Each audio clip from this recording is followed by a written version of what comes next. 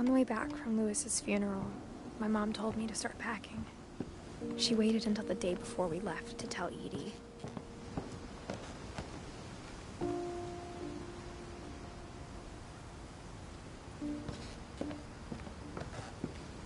I'm not sure if she wanted to make it easier or harder.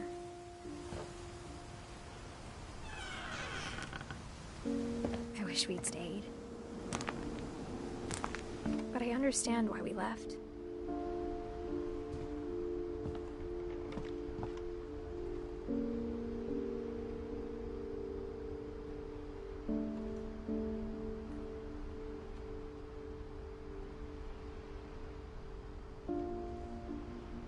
My mom ended up leaving everything behind.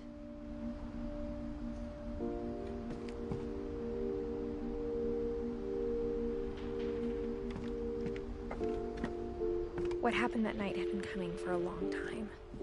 Maybe it should have come sooner.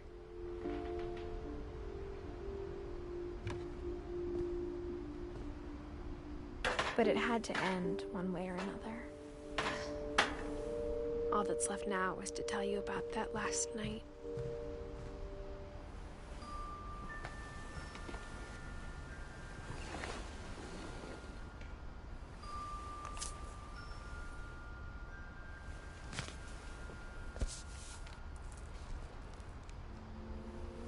That whole last day, Edie just watched us pack and didn't say a word.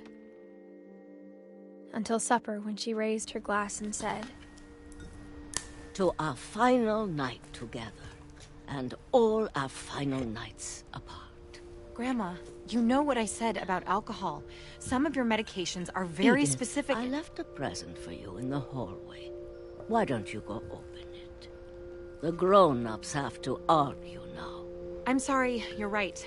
We're all leaving tomorrow. Let's just enjoy our last... I'm not leaving. Edith, you're excused.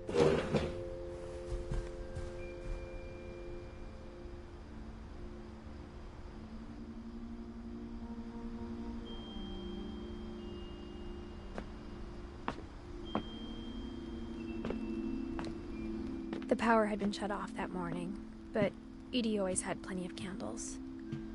When my mom sealed the library, I don't think she knew about the other entrance, or that Edie had a key to it.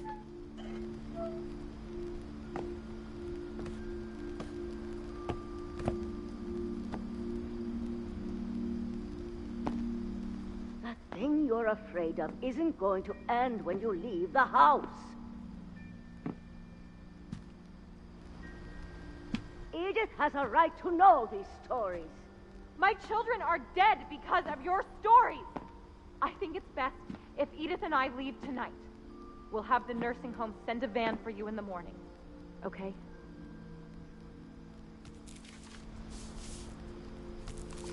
Dear Edith, there's so many stories I wish I could tell you, but there's only time for one. This is about what happened on the night you were born. That night, the tide went way, way out. It was the first and last time I ever saw the old house aground. There'd been an earthquake out in the middle of the ocean. They called it the lowest tide in 1,000 years. God, it smelled awful. You know, I've seen that house every day of my life.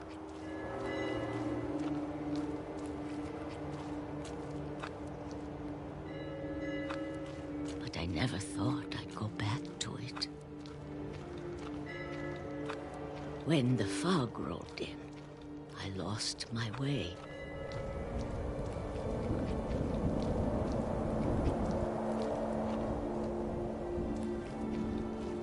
I got turned around.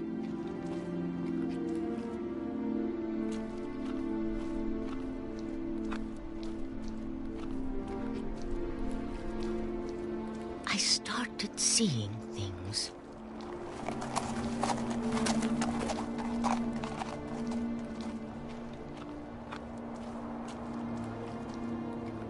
Things things I'd forgotten had ever existed.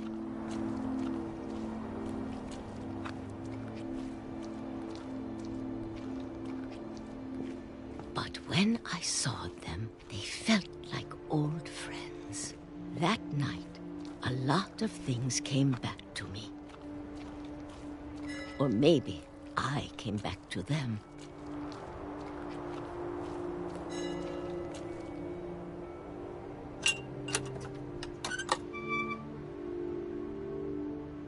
Things I can't explain, but that I need you to try and... Edith, what are you doing in here? It's mine. Edith! Mom, you're gonna rip it! Let go! I kicked and screamed, but Mom dragged me to the car. I never saw Great-Grandma Edie again. The next morning, the van came to pick her up, but she was already gone.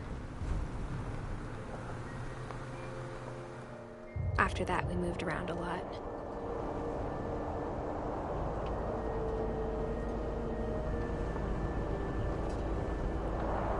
We both tried to make the best of it.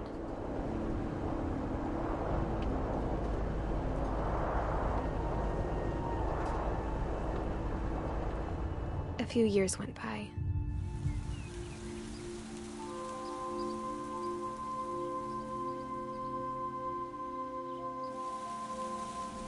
My mom didn't like to talk about it.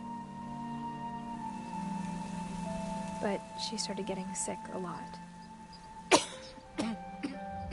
The rest happened pretty quickly.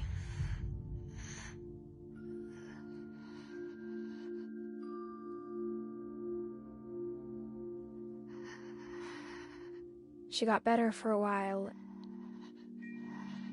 and then she didn't.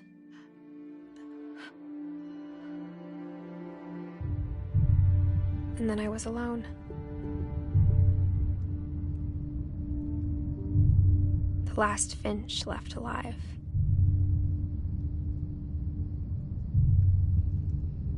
Until I found out about you. I'm still not sure what to tell you about all this. If we lived forever, maybe we'd have time to understand things. But as it is, I think the best we can do is try to open our eyes. And appreciate how strange and brief all of this is.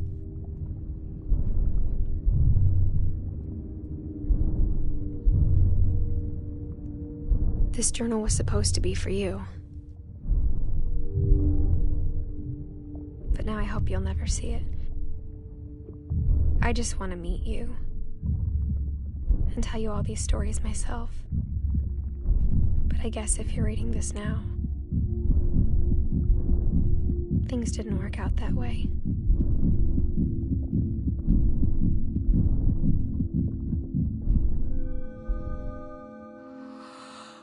This is where your story begins. I'm sorry I won't be there to see it. It's a lot to ask, but I don't want you to be sad that I'm gone. I want you to be amazed that any of us ever had a chance to be here at all. Good luck.